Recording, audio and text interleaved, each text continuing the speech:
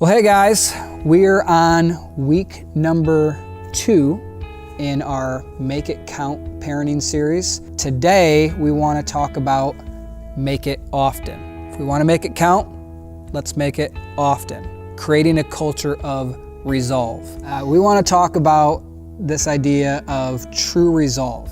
And what is true resolve? How can we actually resolve to do anything in our parenting and actually make it count? And so I'd like to propose this 5-stage process that we actually go through when it comes to making something count. We don't maybe realize we do, but we do. Step 1 is there's truth that comes out, or there's an idea that comes out, like taking your vitamins every day is good for you. All right. Step 2 is that we believe it. Me taking vitamins every day is good for me.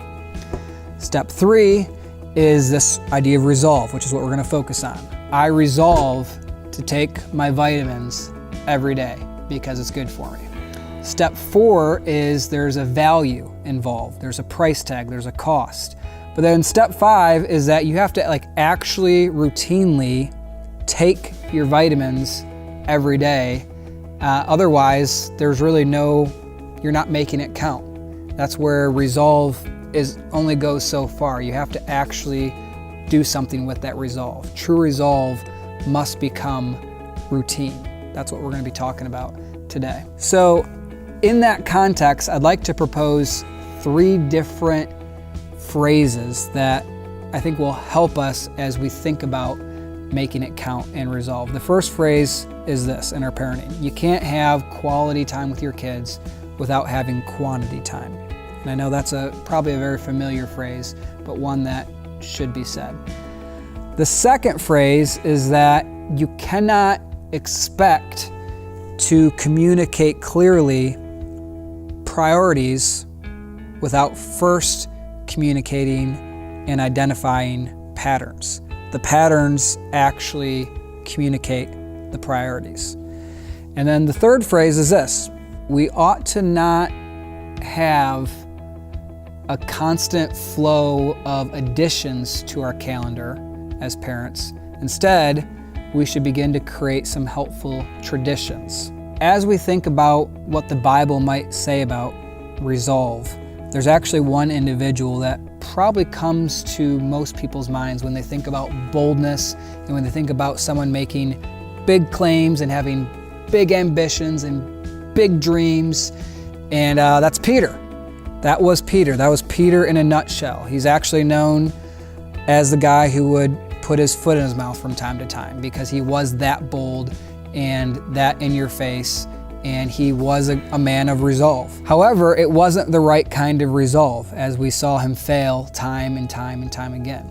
And I think Peter realized that, and we get a glimpse into that reality as he's at the very end of his life and he's writing this book, which we know of as 2 Peter. And this is what he says: I intend always to remind you of truth that you've been taught.